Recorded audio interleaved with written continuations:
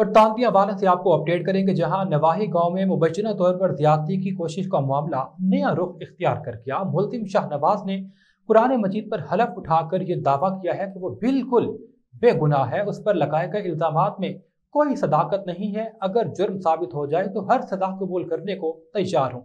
इस हवाले से उसका मजीद क्या कहना था, जानेंगे अली हसन साबरी की इस रिपोर्ट में। अस्सलामुअलैकुम, मेरा नाम शाहनवाज है। वल्द मोहम्मद यार, सकना 498 गाब निकवा वाला का मैं रहायशी हूँ।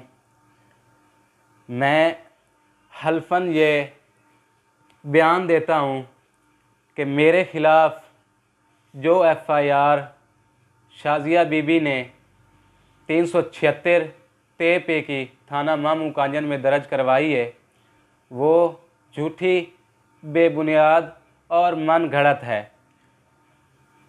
मेरा शाजिया बीबी की बेटी से कोई तल्लक नहीं है, किसी किस्म का तल्लक नहीं है।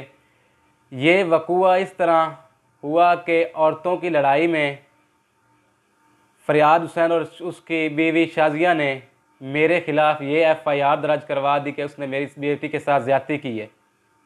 मैं अल्फन ये बयान देता हूँ कि मैंने उसकी बेटी के साथ कोई ज़्यादती नहीं की। और मेरे छोटे छोटे 3 बेटे, मैं शादीशुदा हूँ, अल्हम्दुलिल्लाह मैं शादीशुदा हूँ। मेरे 3 छोटे छोटे बेटे हैं। मेहनत मज़दूरी करता हूँ, गरीब आदमी हूँ, बड़ी मुश्किल से अपने घर का निज़ाम चला रहा हूँ। मेरे ऊपर ये झूठा बेबुनियाद इल्ज़ाम लगाया गया है। अगर शाजिया बीबी और उसका शौहर फ़रियाद ये कहते हैं कि मैंने उनकी बेटी से ज़्यादती की है, तो वो फिंगर लें। मेरा अगर जुर्म साबित होता है तो मैं सज़ा भुगतने के लिए तैयार हूँ।